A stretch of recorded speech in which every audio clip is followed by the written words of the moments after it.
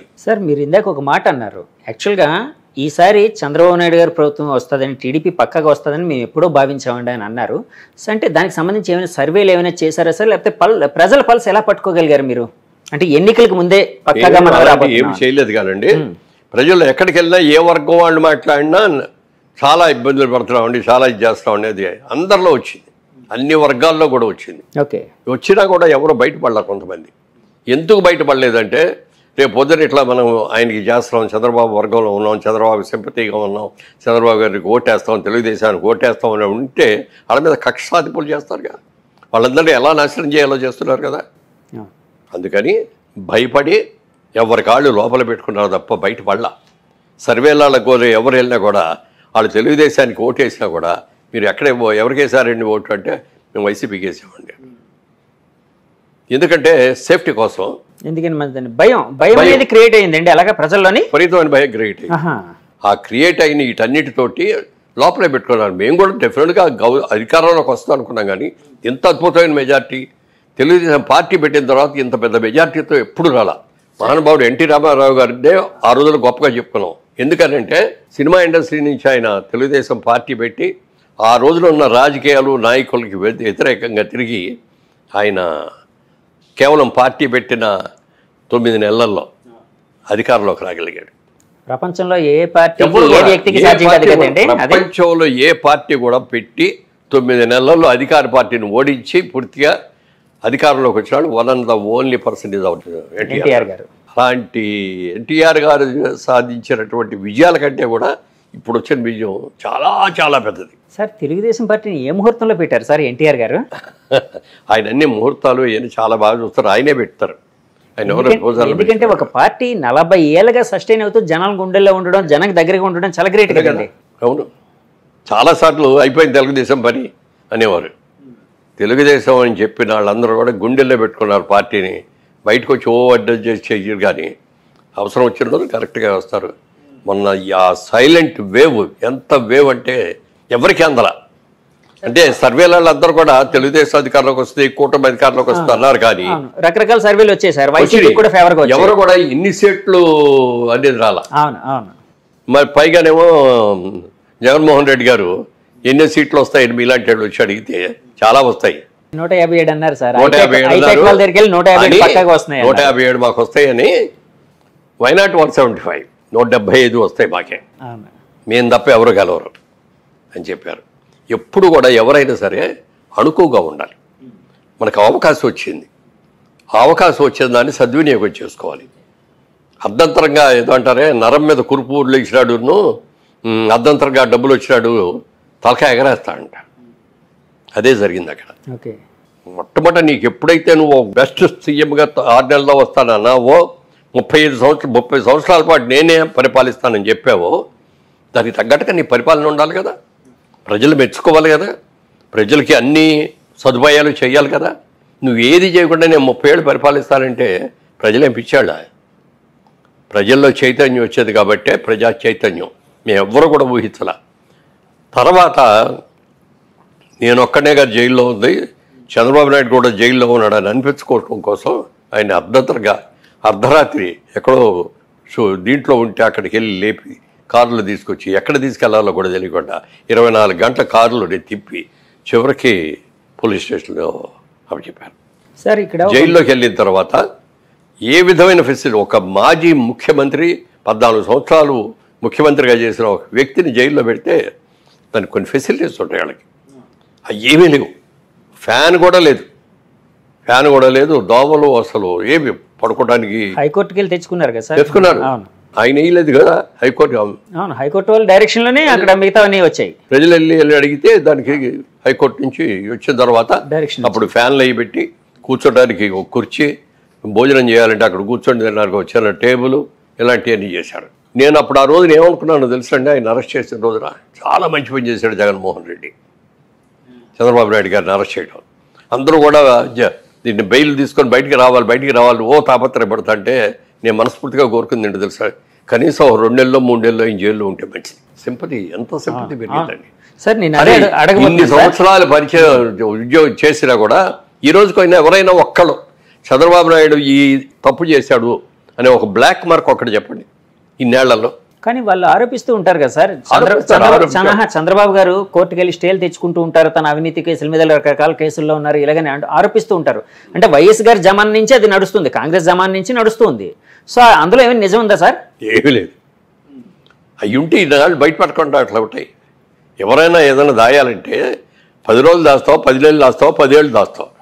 కానీ ఇన్నేళ్ళు దాచలేదు కదా, ఎవరు దాచలేరు. ఓకే. అది అయిన తర్వాత విపరీతమైన సింపతి వచ్చేసింది జనంలో. చాలా మంది ఎనలిస్టులు ఒక మాట అన్నారు సార్, నేషనల్ ఎనలిస్టులు, ఈ ఎలక్షన్ మెయిన్ ఫ్యాక్టర్ ఏంటంటే చంద్రబాబు గారు జైలు ఉదంతం మెయిన్ ఫ్యాక్టర్గా ఎలక్షన్ డిసైడ్ చేయబోతుందని కూడా అన్నారండి. నిజమే కదా సార్? అది నిజమని భావిస్తారు? అదే కాదు, దానికంటే ఇంకా పెద్ద రోజు ఒకటి. ఏంటి సార్?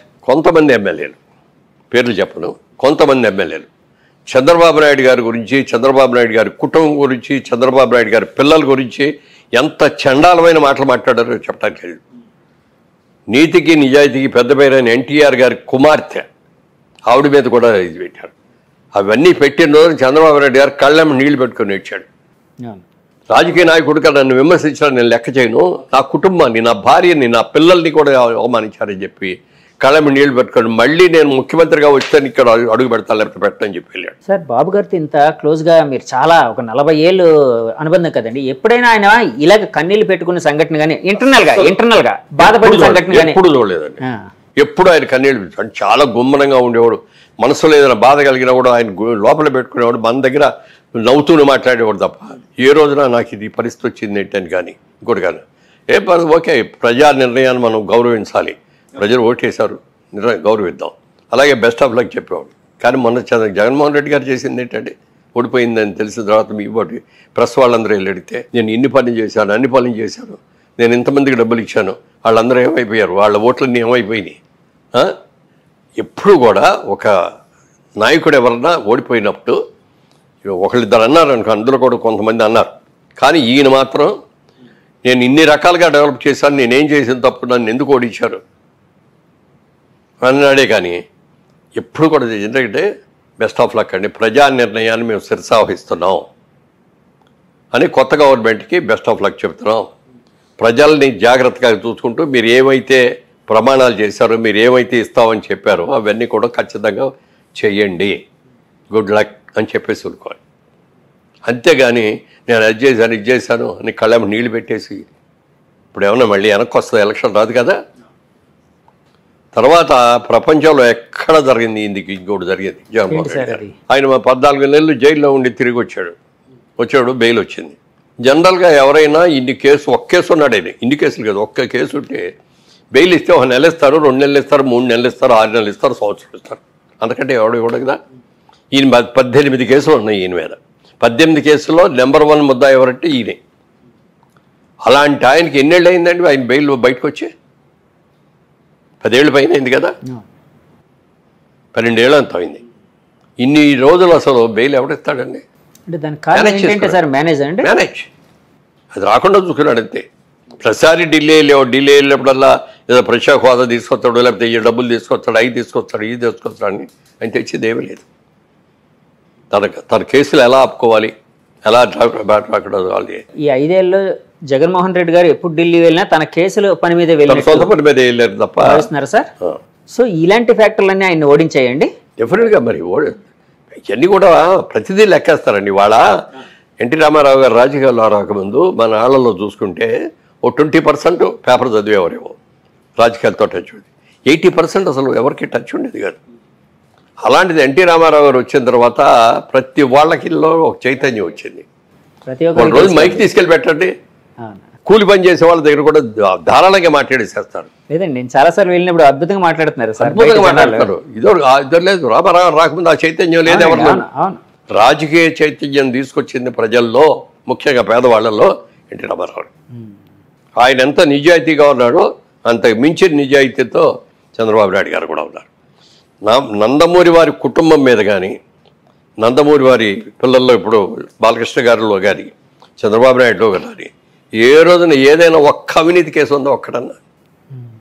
గాలికి వెళ్ళే వాళ్ళు కేసులు పెట్టవచ్చు, నా మీద కూడా పెట్టవచ్చు. నాకు ఇంతవరకు నా మీద ఎప్పుడు ఏ విధమైన కేసులు లేవు. నీతిగా ఉన్నాం కాబట్టి, ఇన్నేళ్ళు బట్టి ఉన్నాం. రియల్ ఎస్టేట్లో ఉండి ఏమీ లేదు, ఇన్కమ్ ట్యాక్స్ డిపార్ట్మెంట్లో ఏ రోజున మాకు ఇది రాదు. అన్నీ కూడా పర్ఫెక్ట్గా కట్టేస్తాం మేము. అందుకని మేము మా మీదకి రావు. మరి అలాంటి ఆయన అన్ని కేసులు ఉన్న ఆయన ఇన్నేళ్ళు ఎలా ఉండగలిగాడండి? ఎలా మేనేజ్ చేశాడండి? ఏదైనా పాపం పడాలి, టైం రావాలి. ఇవాళ ప్రజలందరూ కూడా అది గుర్తించి అది తెలుసుకొని చేసిన తప్పులు తీసుకొని మనం యునానిమస్గా వెయ్యాలన్నారు. ఎలక్షన్ అయిన తర్వాత కూడా ఎవరు ఇంత మెజారిటీ వస్తుందని ఎవరూ ఊహించలేదు సార్. బాబు గారు ఏమైనా ఊహించారా సార్ ఇలాంటి మెజారిటీ? బయటపడ్డాయి ఇప్పుడు అంటే మీతో, అంటే మీ నాయకులు మీతో కానీ గెలుస్తాం మనం అన్నారే తప్ప మనకి ఎంత మెజారిటీస్ వస్తాయి, ఇన్ని సీట్లు వస్తాయి అనేది ఎవ్వరూ అలా చెప్పిన ఏకైక వ్యక్తి కేకే. కేకే సర్వీస్. అవును, కిరణ్ ఎంత బాగా మరి ఇద్దరు తెలియదు కానండి. అతను కూడా కలుసుకోవాలని అనుకున్నాను. ఎంత బాగా చెప్పాడండి.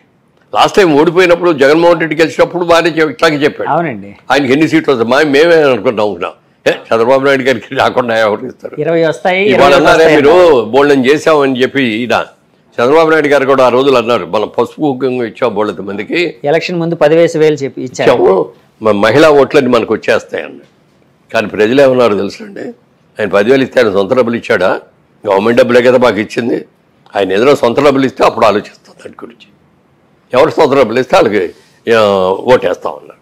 ఇవాళ జగన్మోహన్ రెడ్డి గారు ఇచ్చింది ఆయన సొంత డబ్బులు ఇచ్చాడా? ఉంటే మీటర్ ఒక్కడమే కదా ఆయన చేసింది.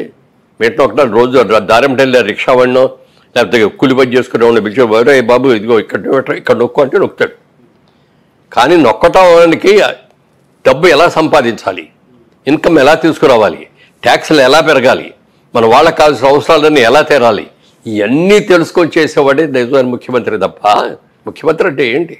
ఇన్ని లక్షల మంది, మరి కోట్ల మంది, ఇవాళ ఇన్ని కోట్ల మంది యొక్క సమస్యల్ని, కష్టాలని, సుఖాలని, పిల్లల భవిష్యత్తుని తీర్చిదిద్దవలసిన ఒక పవిత్రమైన బాధ్యత ఉన్న వ్యక్తి ముఖ్యమంత్రిగా ఉండాలి. అలా ఉన్నవాళ్లే ఉంటారు లాంగ్ మీటింగ్. సార్ మొన్న మధ్య ఒక మాట అయితే వినిపించిందండి, చంద్రబాబు గారు ఇప్పుడు సూపర్ 6 అని పెట్టి, అంటే జగన్మోహన్ రెడ్డి గారు ఇచ్చే పథకాల కంటే ఇంకా అద్భుతమైన పథకాలు ఎక్కువ డబ్బు ఇస్తామని చెప్పి జనాలకి, అంటే మేము ఫలానా పథకాలు అందించబోతున్నాం. ఇప్పుడు పెన్షన్ అనుకోండి 4,000, ఇప్పుడు 3,000 ఎంత వస్తుంది వృద్ధులకి పెన్షన్, 4,000 ఇస్తామన్నారు బాబు గారు. ఏప్రిల్ మే నెల నుంచి ఇచ్చేస్తామన్నారు. సో ఇలా రకరకాల సూపర్ 6 అని పెట్టారు. చాలా ఎక్కువ వెల్ఫేర్ అనేది ప్రకటించారు. అప్పట్లో వైసీపీ నాయకులు ఒక మాట అనేవారండి, అంటే మేము జగన్మోహన్ రెడ్డి గారు ఇస్తూ ఉంటే చంద్రబాబు గారు ఈ ఆంధ్రప్రదేశ్ని ఒక శ్రీలంకలా చేస్తున్నారు, ఒక సోమాలియాలా చేస్తున్నారు అని చెప్పి విమర్శించేవారు బాబు గారు. అలాంటిది ఇప్పుడు ఆయన మాకంటే ఎక్కువ పథకాలు ఎలా ఇవ్వగలుగుతారు? అంటే ఆయన ఇప్పుడు ఇస్తే ఈ ఆంధ్రప్రదేశ్ శ్రీలంక అవదా, సోమాలియా కాదా, అంటే ఆర్థికంగా చితికిపోదా అని ఒక క్వశ్చన్ అడిగేవారండి. దానికి మీ సమాధానం ఏంటి? దాని సమాధానం, ఆయన ఇన్కమ్ ఎలా జనరేట్ చేయాలి అనేది ఆయనకి తెలిసినట్టుగా ఎవరికి తెలియదండి. మీరు చూస్తూ ఉండండి, 1 year తిరిగేటప్పుడు ఎన్ని కొత్త ఇన్స్టిట్యూషన్స్ వస్తాయి, కొత్త ఇండస్ట్రీస్ వస్తాయి. తర్వాత ఇంకోటి పెద్దది ఏంటంటే, ఇప్పుడు తెలంగాణ ఉందనుకోండి, హైదరాబాద్, సికింద్రాబాద్ ఉంది, వరంగల్ ఉంది, నిజామాబాద్ ఉంది, మంచి సిటీస్. ఏమంటే అదేవిధంగా చూసుకుంటే తమిళనాడులో చూసుకుంటే మెడ్రాస్ ఉంది, కోయంబత్తూరు ఉంది, సేలం ఉంది. కేరళ చూసుకుంటే ట్రివేంద్రం ఉంది, బ్రహ్మాండమైంది. మన కర్ణాటక పక్కన ఉన్న కర్ణాటక చూసుకుంటే వాళ్ళకి బెంగళూరు ఉంది, మైసూరు ఉంది. మనకి ఏముందండి? ఆంధ్రప్రదేశ్కి ఏముంది? ఒక సిటీ చెప్పండి. మీ నోటితో మీరు ఒక సిటీ చెప్పండి. హైదరాబాద్, మనకి ఆంధ్రప్రదేశ్లో ఏముంది? ప్రస్తుతానికి ఉన్న దాంట్లో అయితే విశాఖపట్నం ఒకటే అండి. విశాఖపట్నం కూడా, దాన్ని కూడా చంద్రబాబు నాయుడు గారే దానికి కంపెనీలు అయ్యింది తీసుకొచ్చి అక్కడ పెట్టించి, ఎందుకంటే దానికి ఒక అద్భుతమైన సిటీ వైజాగ్ అనేది. సముద్ర బొడ్డు బోల్డ్ అనేది ఆయనకి దాని మీద ఎన్ని ప్లాన్స్ ఉన్నాయో చెప్పడానికి లేదు. ఈ Visakhapatnam lot of pharmaceutical industries ఇప్పుడు బాగా ఉన్నాయి. అలాగే అక్కడ హార్బర్ మూలంగా హార్బర్ బాగా డెవలప్ చేసి ఇది చేస్తే ఇంకా అద్భుతమైన ఇతర దేశాలన్నింటికి కూడా ఇక్కడికి వచ్చి ఇక్కడ అన్లోడు లోడు చేసుకొని మళ్ళీ ఎవరు ఎక్కడికి వెళ్ళాలనేది ఇవన్నీ కూడా చేసే హబ్ లాగా, ఒక సెంట్రల్ హబ్ లాగా వైజాగ్ చేయడానికి కూడా అవకాశం ఉంది. ఎంతమంది లేబర్కి ఉద్యోగాలు వస్తాయో చెప్పడానికి లేదు. అవన్నీ చాలా ఉన్నాయి. వైజాగ్ని చేస్తాం. వైజాగ్ ఓకే ఒకటి. విజయవాడ సిటీయా బిజినెస్ సిటీ అంతే, ఏమి కాదు. గుంటూరు పంటలు, మిర్చిను, పొగాకు ఆడితే అది. తెనాలి ఇంకా తక్కువ. మంగళగిరిలో ఏమీ లేవు. వీటన్నిటి కలిపి అమరావతిని క్యాపిటల్ చేసుకొని ఇదంతా కలిపి ఒక సిటీ చేయాలి. ఇది ఒక అద్భుతమైన సిటీ చేసి దీనికి కావాల్సిన వనరులన్నీ చేయాలి. బయట వాళ్ళ నుంచి, బయట దేశాల నుంచి, అతర రాష్ట్రాల నుంచి మనకి తమిళనాడు నుంచి వస్తాయి లారీలు, బోల్డ్లు వస్తాయి. ఈ లారీలన్నీ కూడా విజయవాడ నుంచి వెళ్ళాలి. అలా కాకుండా మంగళగిరి దగ్గర నుంచి అవుటర్ రింగ్ రోడ్ ప్లాన్ చేశాడు. గన్నవరం ఎయిర్పోర్ట్ దగ్గరికి వెళ్ళి కలుస్తాయి, అసలు విజయవాడలోకి రాబోయి. అలాగే హైదరాబాద్ అయినా ఉంటే మంగళగిరి వచ్చిన తర్వాత ఇటు నందిగామ దగ్గరికి తీసుకొచ్చి ఓవర్ బ్రిడ్జిల మీద అక్కడి నుంచి హైదరాబాద్ వచ్చేటట్టు. కలకత్తా వెళ్ళాల్సి అయినా ఉంటే నందిగామ దగ్గర కంచికిచర్ల దగ్గర బ్రిడ్జి మొదలుపెట్టి డైవర్స్ రింగ్ రోడ్ లాగా చేసి గన్నవరం ఎయిర్పోర్ట్ దగ్గర దాటిన తర్వాత కలపాలి. ఇవన్నీ కూడా పెట్టేస్తే ఏముందంటే సిటీలో ట్రాఫిక్ తగ్గుద్ది. అవునండి. ఈ కమర్షియల్ లారీస్ అన్నీ కూడా రావు. ఓన్లీ ఇంటర్నల్గా ఉండే కార్లు, ఇంటర్నల్గా ఉండే బస్సులే ఉంటాయి. ఇది దాంతో ఏదంటే మనకి ఇది కూడా బాగుంటుంది, వాతావరణం బాగుంటుంది, పొల్యూషన్ తక్కువ ఉంటుంది, ప్రమాణం. ఇవన్నీ ప్లాన్ చేశాడు ఆయన. తర్వాత మనకి పక్కనే కృష్ణా నది ఉండటం అనేది పెద్ద అసెట్ అమరావతికి. మనకి ఏ స్టేట్స్కి అంత ఇది లేదు. ఇప్పుడు తమిళనాడులో చెన్నై ఉందంటే పక్కన సముద్రం ఉంది, కానీ సముద్రం వేరు, రివర్ వేరు. సముద్ర వాటర్ని మనం పెద్దగా ఏమి ఉపయోగించుకోలేము. అంటే ఫిషింగ్ బిజినెస్లో అవి వస్తాయి, కానీ తాగునీటి అవసరాలకు పనికిరాదు. అలాగే పంటలకు కూడా పనికిరాదు. అదే మీరు ఇప్పుడు కృష్ణా అనేది బ్యారేజ్ ఉంది కదా, ఇంకో బ్యారేజ్ కడదామని ప్లాన్ చేశారు సార్. ప్లాన్ చేశారు. ఆ బ్యారేజ్ ఈ బ్యారేజ్ మధ్యలో వాటర్ స్టోర్ చేసి వీటిలన్నిటి కూడా కాలువల ద్వారా అమరావతి చుట్టూ లోపల ఎక్కడ కాలువలు పెట్టి సాటిపోయిన మళ్ళీ అందమైన ఐకాన్ బ్రిడ్జెస్. మన ఇటలీ లాగా రోమ్ వాటర్ సిటీ. అలాగా దీన్ని చేయడానికి అన్ని ప్లాన్లు చేశారు. ఒక క్యాపిటల్ సిటీ ఎలా ఉండాలనే దాని మీద ఆయనకున్న అవగాహన ఇంత అంత కదండి. ఎంతమందికి అట్లా అమరావతిని సెలెక్ట్ చేయటమే గొప్ప అయితే, అమరావతిలో ఎలాంటి క్యాపిటల్ కట్టాలి అనే దాని మీద జపాన్ వాళ్ళని పిలిచారు, సింగపూర్ వాళ్ళని పిలిచారు, మలేషియా వాళ్ళని పిలిచారు. ఇంకా ఎవరైనా ప్లాన్స్ ఉంటే ఇవ్వండి అన్నారు. 1 సంవత్సరం 1.5 years ప్లాన్స్ ఫైల్ చేయడానికి పడుతుంది. ఎప్పుడు కూడా ప్లాన్స్ తయారు చేసేటప్పుడు తప్పుగా తయారు చేస్తే ఆ తర్వాత మీరు ఎంత చేసినా ఉపయోగపడదు. అవునండి. ప్లానింగ్లో ఎక్కువ టైం తీసుకోవాలి. అంత ఎక్కువ టైం తీసుకున్నాడు, వాళ్ళందరూ సహకారం తీసుకుని బ్రహ్మాండమైన క్యాపిటల్ కట్టడానికి చేస్తే పాప అంతమంది రైతులు వాళ్ళు ఏమీ తీసుకోకుండా అన్ని ల్యాండ్లు ఇస్తే వాళ్ళందరినీ నానా కష్టాలు పెట్టేశారు. అమరావతి డెవలప్ చేస్తే చంద్రబాబు నాయుడికి పేరు వస్తుంది కానీ నాకేం వస్తుంది అనుకున్నాడు. 3 రాజధానులు అని చెప్పి వైజాగ్లో పెడతాను నేను, ఇక్కడేమో ఊరిని శాసనసభ క్యాపిటల్ అని పెడతాను, లేకపోతే కర్నూలులోనేమో న్యాయరాజు అని పెడతాను అని చెప్పి 3 అవసరం అండి. ఓ చిన్న రాష్ట్రం అంది. తెలంగాణ నుంచి విడిపోయిన తర్వాత మన రాష్ట్రం చాలా చిన్నది. ఈ చిన్న రాష్ట్రాన్ని 3 క్యాపిటల్స్ కావాలా? మీరు వైజాగ్లో మీరు జనరల్ క్యాపిటల్ అంతా అక్కడ పెడితే మన రాయలసీమ నుంచి వచ్చే వాళ్ళకి ఎంత దూరం అండి? ఎన్ని గంటల ప్రయాణం చేస్తే అక్కడ జరగలుగుతారు? క్యాపిటల్ ఇది. క్యాపిటల్ అంటే అమరావతి. ఎక్కడికి వెళ్ళాలన్నా, అటు వైజాగ్, శ్రీకాకుళం వెళ్ళాలన్నా, లేకపోతే ఇటు కడప, కర్నూలు, అనంతపూర్ వెళ్ళాలన్నా, లేకపోతే ఇంకెక్కడైనా అందరికీ సెంటర్ పాయింట్ అది. 6-7 గంటల్లో వచ్చేయచ్చు అక్కడికి. జగన్మోహన్ రెడ్డి గారు 3 రాజధానులు అన్నారు. దాన్ని వ్యతిరేకిస్తూ ఆంధ్ర ప్రజలు ఒక మ్యాండేట్ ఇచ్చి దాన్ని పార్టీని ఓడించారు అన్నట్టు భావించచ్చా అండి? వాళ్ళు కూడా ఓడించారు. అంటే ఏదో అంటారే, ఏదో సావుకి 1000 కారణాలు 1,00,000 కారణాలు అంటారు. ఏదో కన్నుడి జావుకి 1,00,000 కారణాలు అంటారు. 1,00,000 కారణాలు. అలా వాళ్ళు జగన్మోహన్ రెడ్డి గారు ఎంత ఘోరంగా ఓడిపోవడానికి అన్ని కారణాలు, చాలా కారణాలు. కూసి కదండి. రైతులు తీసుకోండి, రైతుల గురించి ఎవడు పట్టించుకున్నాండి? మేము ఏదో అది ఇచ్చాం ఇది ఇచ్చామంటారు. వరదలు వచ్చి ఇది చేస్తే వెళ్ళాడు లేరు, అక్కడ ఉన్న మినిస్టర్లు కూడా వెళ్ళాడు లేరు, పంటలకు సరైన డబ్బులు తిరిగి ఇచ్చినాడు లేరు, పంట పోతే సగం ఇదైపోతే. తర్వాత వీటన్నిటికంటే మించింది ఏంటంటే మీ ల్యాండ్లన్నీ కూడా మీ పేర్లు ఉండవు. మేము ల్యాండ్ టైటిలింగ్ యాక్ట్, ఆ యాక్ట్ ద్వారా మేము మా దగ్గర డాక్యుమెంట్స్ అన్నీ మా దగ్గర పెట్టుకుంటాం, మీకు కాపీ ఇస్తాం. దాని మీద మనకి పట్టా పాస్ పుస్తకం అంటే ఏంటంటే గవర్నమెంట్ ముద్ర ఉంటుంది. అవునండి. గవర్నమెంట్ ముద్ర మధ్యలో ఉండి రావాలి. దాని మీద ఆయన ఫోటో ఎందుకండి? పాస్పోర్ట్ కావాలంటే పాస్పోర్ట్ మీద ఆయన ఫోటో ఏంటి? ఎంతకాలం ఉంటాడు ఆయన? కలకాలం ఆయనే ఉంటాడా? రియల్ డాక్యుమెంట్ అనేది ఒక ఇది దస్తావేజ్ అనేది లాంగ్ మన తరం కాకుండా నెక్స్ట్ తరం, ఆ తరం కూడా వెళ్తాయి. మన డాక్యుమెంట్స్ తీయాలంటే 3 తరాలు తీయచ్చు మనం. అవునండి. ఈ బొమ్మ ఏంటండి? ఎప్పుడైతే దీని మీద మీకు అధికారం ఉండదో మా అధికారంలోనే ఉంటుంది, ఈ కాపీలు ఇస్తామన్న దాని మీద రైతులు బాగా వ్యతిరేకమై ఎదురు తిరిగారండి. యాక్చువల్గా ఇదే మాటని నేను అంటే ఎదురు తిరిగారంటే ఎక్కడ గొడవలు చేయాలా, ఎక్కడ అల్లరి చేయాలా, ఎక్కడ దాని గురించి మాట్లాడాలా, లోపల పెట్టుకొని దీనికి సరైన గుణపాఠం చెప్పాలి అన్నారు. సార్ ఇదే మాటని నేను ఒక వైసీపీ నాయకురాలతో వంగ గీత గారితో ఇంటర్వ్యూ చేసినప్పుడు అడిగానండి. అంటే ఎవరైనా ఈ ఎలక్షన్ మూమెంట్లో పాజిటివిటీ పెంచుకోవడానికి ట్రై చేస్తారు కానీ నెగిటివిటీ పెంచుకోవడానికి ట్రై చేయరు కదా. మీరు ల్యాండ్ టైటిల్ యాక్ట్ అనేది ఈ సమయంలో ఎందుకు తీసుకుని వచ్చారు అని అడిగాను. అడిగితే ఆవిడ ఇచ్చిన సమాధానం ఏంటంటే, ఇది మేము తీసుకుని వచ్చింది కాదు, సెంట్రల్ గవర్నమెంట్ మోదీ గారు గవర్నమెంట్ పెట్టింది అని అన్నారు. కానీ మోదీ గారి గవర్నమెంట్ పెట్టినప్పుడు రాష్ట్ర అధినేత అంటే ఏ రాష్ట్రాలకి రాష్ట్ర చెప్పాలి కదా, అది మీరు తప్పు చేస్తారండి, మా రాష్ట్రంలో మేము అమలు చేయవండి ఇది అని చెప్పుకోవాలి కదా. మోడీ గారు పెట్టింది కాదు, సెంట్రల్ గవర్నమెంట్ పెట్టింది, అంతకంటే కాదు ఇది వీళ్ళు పెట్టింది అండి. సో ఆ సెంటిమెంట్ బలంగా ఉందని భావించారు. అసలు ఎప్పుడు కూడా రైతులు అంటే మిగిలిన వాళ్ళలాగా యాజిటేషన్ చేయటం, హర్తాళు చేయటం, ఆపేయటం ఇవన్నీ చేయలేరు వాళ్ళు.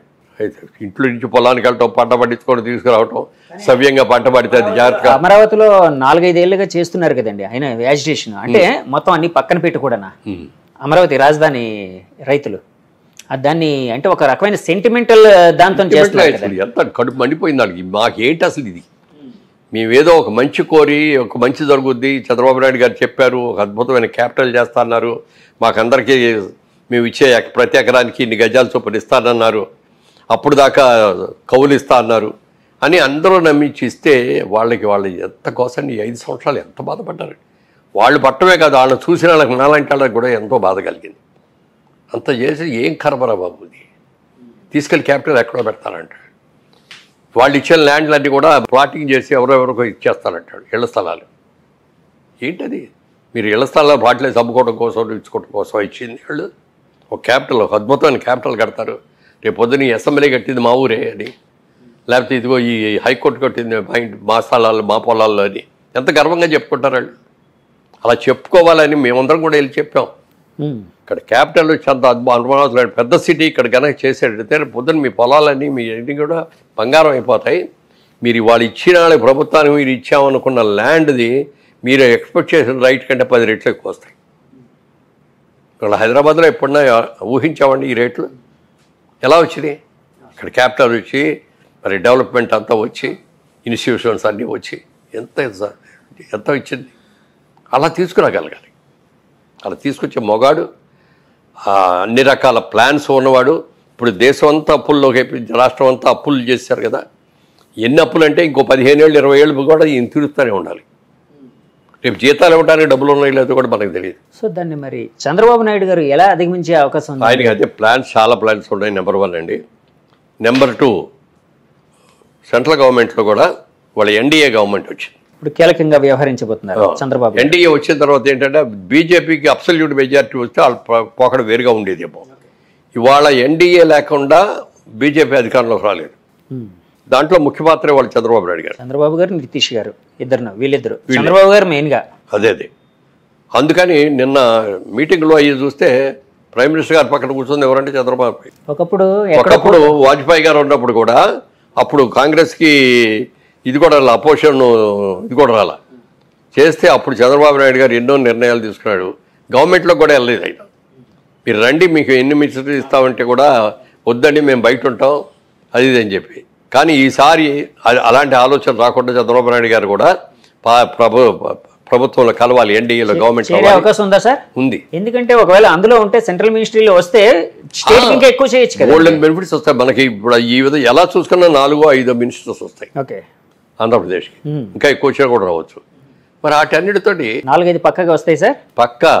ఎందుకంటే బీజేపీ క్యాండిడేట్లకు ఇవ్వాలి, జనసేన వాళ్ళకి ఇవ్వాలి, తెలుగుదేశానికి ఇవ్వాలి.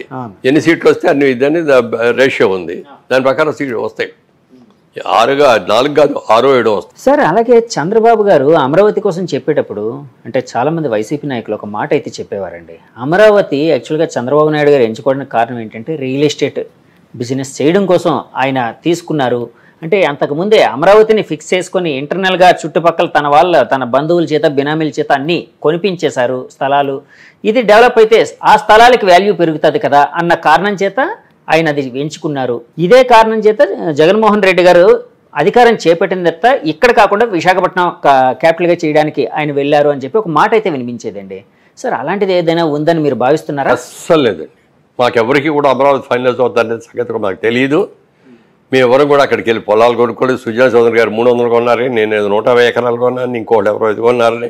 ఆఖరికి మన జస్టిస్ చీఫ్ జస్టిస్ చేసిన రమణ గారి ఫ్యామిలీ వాళ్ళు ఎంతో కొన్నారని ఎన్ని వచ్చినాయో తెలియదు.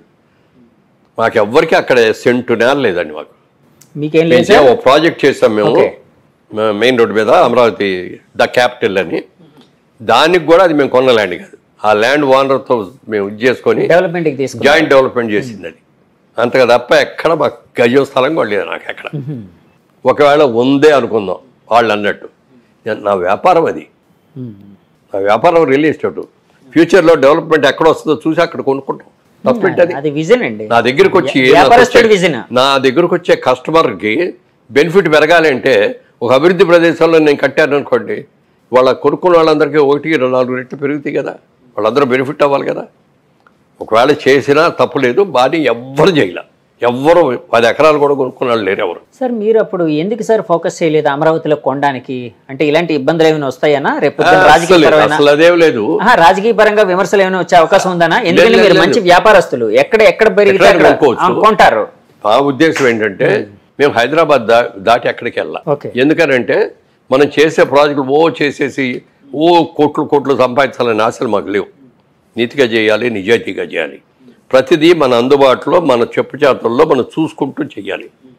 ఇప్పుడు చాలా చోట్ల స్ప్రెడ్ చేసామనుకోండి, అన్ని ఎంప్లాయీస్ మీద పెట్టేయాలి. వాడు మంచి చేసినా చెడు చేసినా మాకే వస్తుంది.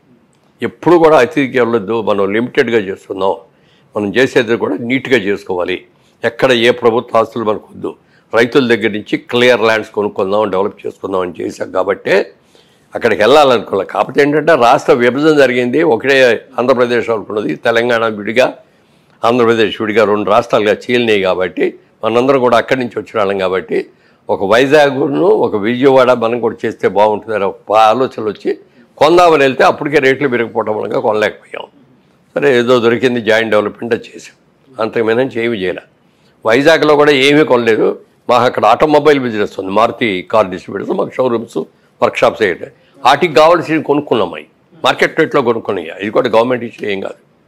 అంతగా మినహాయిస్తే వ్యాపారం కోసం, రియల్ ఎస్టేట్ వ్యాపారం కోసం ఎక్కడ ఒక గజం కూడా కొనాలి ఆంధ్రప్రదేశ్లో. సార్ ఇప్పుడు అంటే తెలంగాణ ఆంధ్రప్రదేశ్ 2 స్టేట్స్గా విడిపోయింది. సరే, ముందు చంద్రబాబు గారు జమానా 5 ఏళ్ళు అయింది, తర్వాత జగన్ గారు జమానా, మళ్ళీ ఇప్పుడు 2024లో ఇప్పుడు కూటమి వచ్చింది, చంద్రబాబు గారు మెయిన్గా. సో రియల్ ఎస్టేట్ పరిస్థితి ఎలాగుండే అవకాశం ఉందని మీరు భావిస్తున్నారండి? ఎందుకంటే ఆ విజన్ అనేది మీకు ఉంది కాబట్టి అడుగుతున్నానండి. రియల్ ఎస్టేట్ అనేది ఇవాళ రోజున ఏదో కోట్లు ఈజీగా సంపాదించవచ్చు, తెల్లారిపాటికి వచ్చేస్తాయి అనుకోండి. చాలామంది వచ్చారు, చాలామంది చేశారు, చాలా తప్పులు చేస్తారు కొంతమంది, దాని మూలంగా చాలా ఇబ్బందులు కూడా వస్తాయి. రియల్ ఎస్టేట్ ఇక్కడ హైదరాబాద్ వరకు చూసుకుంటే ఇవాళ డిమాండ్ కంటే సప్లై ఎక్కువ ఉంది. వాళ్ళు సప్లై ఎక్కువ వచ్చేప్పుడు అవసరానికి 100 బిల్డింగ్లు కావాలనుకోండి, 200 బిల్డింగ్లు కడితే ఏమవుద్ది? అలా ఓవర్గా కన్స్ట్రక్షన్ చేసేస్తున్నాం ఇక్కడ అందరం. ఓకే, ఓవర్ఫ్లో అనేది ఎక్కువైపోయిందండి. ఎక్కువైపోయింది. ఆంధ్రప్రదేశ్లో ఎలా ఉండబోతుంది? ఆంధ్రప్రదేశ్లో ఇప్పుడే కాబట్టి రాబోయే ఏళ్ళలో చంద్రబాబు నాయుడు గారి హయాంలో చాలా బాగా జరుగుద్ది. కాబట్టి వెళ్ళి కొనుక్కుంటారు, కొనుక్కునే వాళ్ళందరూ కొనుక్కోవచ్చు. ఎందుకంటే ఆ మధ్య అది ఒక్క క్యాపిటల్లో అమరావతిలోనే కొనక్కర్లా, మీ ఇష్టం. మీరు చెప్పిన టౌన్, ఎనీ టౌన్ కొనండి, రాష్ట్ర విభజన అభ్యంతరం వస్తుంది. ల్యాండ్ నమ్ముకొని ల్యాండ్ మీద పెట్టి ఇన్వెస్ట్ చేసిన వాళ్ళకి అందరికీ మంచిగా జరుగుతుంది తప్ప ఎవరూ నష్టపడరు. అంటే 2019 నుంచి 2024 వరకు జగన్మోహన్ రెడ్డి గారి పరిపాలనలో విశాఖపట్నం కావచ్చు, ఇంకా చాలా చోట్ల కావచ్చు, ఆంధ్రప్రదేశ్లో రియల్ ఎస్టేట్ రంగం కుదేలైపోయింది, దెబ్బతిందని రకరకాల వాదనలు అయితే, మాటలు అయితే వినిపించాయండి. సో ఒకవేళ అదే నిజమని అనుకుంటే, అంటే నేను నిజమో కాదని చెప్పట్లేదండి, నేను కన్ఫైన్ చేయట్లేదు, నేను జడ్జిమెంట్లుగా ఏం చెప్పట్లేదు. ఒకవేళ అదే నిజం అనుకుంటే చంద్రబాబు గారు వచ్చిన తర్వాత అది ఏ విధంగా పెరిగే అవకాశం ఉందని మీరు భావిస్తున్నారు? డెఫినెట్గా క్యాపిటల్ పెరిగినప్పుడు ఆటోమేటిక్గా పెరుగుద్ది కదండి. కొత్త ఇండస్ట్రీస్ వచ్చినప్పుడు ఆటోమేటిక్గా పెరుగుద్ది కదా, కొత్త ఇన్స్టిట్యూషన్స్ వచ్చినప్పుడు కొత్తగా పెరుగుతాయి కదా. మరి అందరి మంది మంచి మంచి కాలేజెస్ వచ్చిన తర్వాత మన పిల్లలందరూ బ్రహ్మాండంగా చదువుకుంటారు కదా, వాళ్ళందరూ ఉద్యోగాలు చేయడానికి కావాల్సిన వసతులన్నీ ఇక్కడే దొరుకుతాయి కదా. అట్లా జరిగినప్పుడు పెరగకుండా ఎట్లా ఉంటుంది? విపరీతంగా పెరుగుద్ది. ఆయన దీన్ని అమరావతిని ఒక ఇంటర్నేషనల్ సిటీ లాగా చేద్దామనే ఆలోచనలో ఉన్నారు. ఓకే, డెఫినెట్గా చాలా బాగుంటుంది. సార్ అమరావతి విషయం అంటే ఒక మాట గుర్తొచ్చింది సార్. అప్పట్లోనే అమరావతి ప్రకటించిన వెంటనే చుట్టుపక్కల ల్యాండ్స్ వాల్యూ విపరీతంగా పెరిగిపోయింది. అప్పటి వరకు 10 లక్షల ఎకరా ఉండే ల్యాండ్ 10-20 లక్షలు ఉండేది, 2 కోట్ల వరకు వెళ్ళిన దాఖలాలు అయితే ఉన్నాయండి చాలా. అంటే ఆ ఎప్రిషియేషన్ అనేది ఎగ్జాగరేషన్ స్టేట్కి వచ్చిందని భావించచ్చా, ఇంకా పెరిగే అవకాశం ఉందని భావించచ్చా? అది ఇప్పుడు ఏం చెప్పలేరు కానీ డెఫినెట్గా పెరిగే అవకాశం ఉందా సార్? అక్కడ తొందరపడి వెళ్ళి చేసాం, అక్కడ ప్రాజెక్ట్ చేసాం. ప్రాజెక్ట్ పూర్తయ్యే టైంకి చంద్రబాబు నాయుడు గారు ఓడిపోవటం, జగన్మోహన్ రెడ్డి గారు రావటం, ఆయన ఆలోచనలోకి వచ్చి 3 క్యాపిటల్స్ అని ఎప్పుడైతే మార్చారో మేము అమ్మలేకపోయాం. చాలా నష్టానికి అమ్ముతున్నాం ఇప్పుడు. ఎందుకంటే 5 ఏళ్ళు ఇంట్రెస్ట్ ఎంత అవుతాయి? అన్నీ మా సొంత డబ్బులు, జేబులో డబ్బులు కాదు కదా. బ్యాంకుల నుంచి లోన్ తెస్తాం, ఫైనాన్సర్స్ తెచ్చుకుంటాం, వీటన్నిటికీ లాభం గోబుల్లోకి వెళ్తారంటారు. అలా అయిపోయింది. అయినా తట్టుకుంటాం. ఎక్కడ ఒక్క రోజు కూడా పని ఆపలేదు. పర్ఫెక్ట్గా చేస్తాం. మా దగ్గర కొన్నాళ్ళందరికీ డెలివరీ కూడా ఇచ్చాం. అమరావతి